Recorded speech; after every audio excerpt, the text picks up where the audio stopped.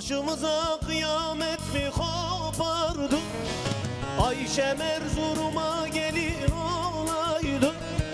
Üstümüze gökten taş mı yağardı? Anam Ayşem Erzurum'a gelin olaydı. Balam olaydı, can olaydı. Ayşem Erzurum'a gelin olaydı. Balam olaydı, canım olaydı.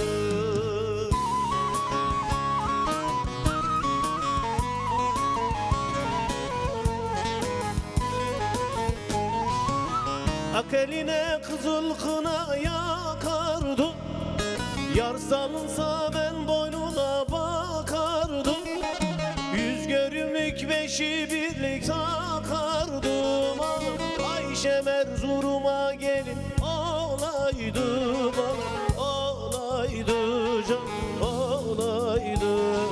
Ayşem Erzurum'a gelin olaydı. Bana olaydı, canım olaydı.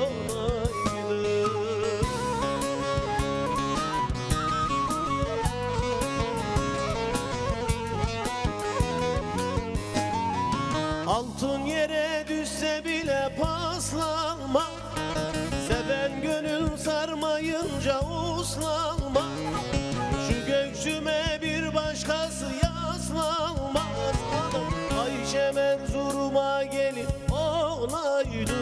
Bana olaydı, canım olaydı. Ayşem Erzurum'a gelin olaydı. Bana olaydı, can olaydı.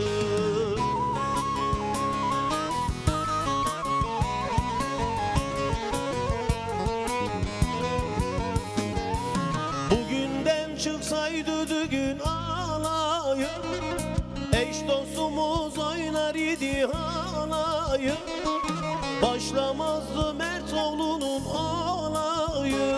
Babam Ayşem Erzurum'a gelin olaydı. Bak olaydı, can olaydı. Ayşem Erzurum'a